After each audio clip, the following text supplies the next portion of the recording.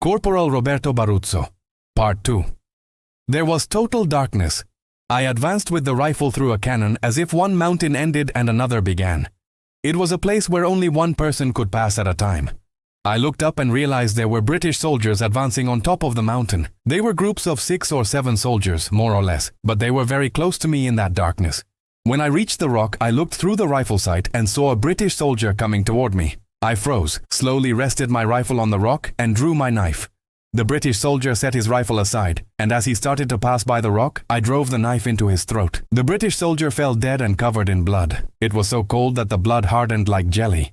I looked to the right and saw 2 Argentine soldiers from the 4th Regiment dead, and First Lieutenant Echeverria was wounded in one leg behind a rock. It was total chaos. Gunfire, explosions, screams, smoke, madness everywhere. I fired and killed one British soldier. The other hid behind a rock. I kept the crosshairs fixed on that rock and thought, "You'll show yourself again, you son of a bitch." The Englishman slowly peeked out, and I hit him with a shot to the head. At that same moment, another British soldier came down from another rock, and I killed him too. I lifted Jorge from the ground, and an English soldier fired a burst, wounding him again. I shot the English dead with my rifle and ran out of ammunition. I grabbed my knife again. Another British soldier approached and pointed at me. He was very near, and I dropped the knife to the ground and surrendered. I was totally covered in blood and smoke, and about 7 more British soldiers appeared.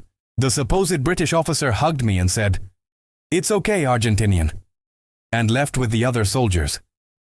Later I learned that the British officer who spared my life was named Geoffrey William Rand, and he did it because I was defending another soldier's life.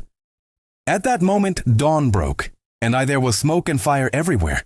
Then we carried First Lieutenant Jorge Echeverria on a stretcher to a helicopter that was transporting both Argentine and British wounded soldiers. First Lieutenant Echeverria survived 5 bullet wounds. Can you believe it? In my case, I don't understand how I survived after everything I went through. It just doesn't make any sense to me. After the conflict, a general told me I would be discharged as a first corporal, and that's how my military career ended. I was 22 years old. It was a combat night I never forgot. I can hardly sleep. The dead soldiers visit me all covered in blood in my dreams. I cannot let it go. But I did what I was supposed to as a soldier to survive such a nightmare.